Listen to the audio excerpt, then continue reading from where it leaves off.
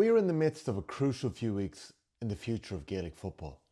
Just last Thursday, Jim Gavin and his Football Review Committee launched their interim report, a 204-page document that includes 7 core enhancements that they will be bringing to Special Congress on the 30th of November. 7 changes that could alter the way that Gaelic football is played. This weekend, we'll get to see these proposals in action in Croke Park in a revamped interprovincial tournament where Leinster, Ulster, Munster and Connacht will have some of the best players around the country playing under these new rules. The rules that do get voted through Special Congress on the 30th of November will be in play at both club and county for the entirety of the 2025 season, where they'll then be reviewed with a view to make them in the rulebook for the 2026 season onwards. This Football Review Committee have been tasked with fixing Gaelic football. Let's bring you through their proposed rule enhancements. Rule 1 is a 1v1 contest to restart the game at the beginning of each half. This one is straightforward, and it's one that creates a high fielding contest to kickstart the game rather than the current unsightly mini brawl that we get nowadays, where players often aren't even going for the ball and fouls aren't being called at the beginning of every match. Rule 2 is the solo and go, and this one has had a huge effect on the games to date. It's a personal favourite from many of the committee, and it's one where they've seen huge reward in the sandbox games that they've played and tested these rules in. It essentially allows a foul player to immediately resume the play with a solo and go if he wishes, which quickens up attacks and disincentivises cynical fouls. Rule 3 is potentially the most radical and possibly the most revolutionary of the proposed rules. It's the 3-3 structure rule, where each team must have at least 3 outfield players in each side of the field. This is important for a couple of reasons. It means that a team can no longer use a blanket defence of 15 players back. They can have now at most 11 outfield players plus their goalkeeper defending. This will ensure more space for the attacking team to create attacks. It should reduce the endless recycling of possession and the constant lateral play that has infected the game at all levels, and will also promote more 1v1 contests. A new halfway line will be added to the field, and this will assist with the implementation of this rule, but the hope is that it will become self-policed like it is in other sports where something of this effect is used. Rule 4 is another big change, but it's one that could have a potentially really important impact. It's the new scoring arc and system.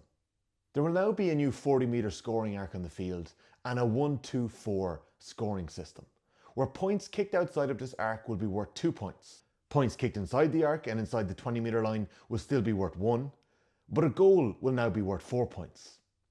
This will encourage and reward the skill of long-range shooting, and also poses a team that are set up defensively questions when they face an attack. Do they sit deep and make sure that they don't concede a goal which is now worth 4 points? Or do they push up and try and apply pressure to a team who have many long-range shooters that can pick off 2-point shots at ease? In tandem with the 3-3 structure rule, this new scoring system should incentivise quick attacking play. Rule 5 is one that has caused a little bit of consternation.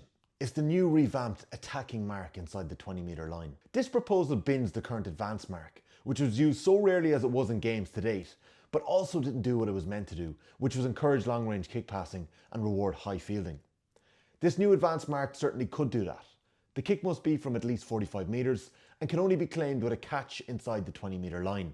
Once they catch the ball, the attacker will know that they have an immediate advantage and an incentive to go for a 4-point goal. If they fail to score, they will now have a free from the 20-metre line as a reward for the mark that was claimed.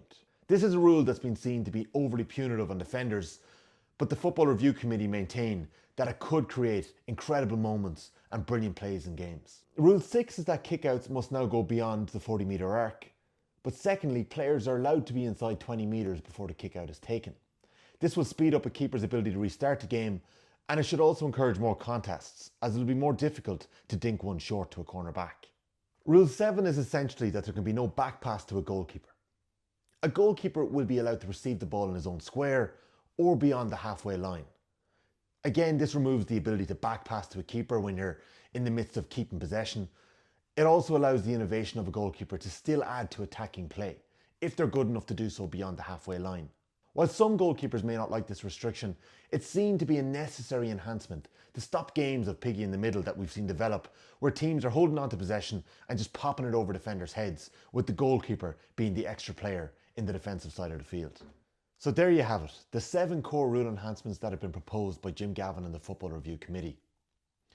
And while it's one thing reading about them on paper or listening to analysis of them on the radio, it's another when you get to see them in action and check them out.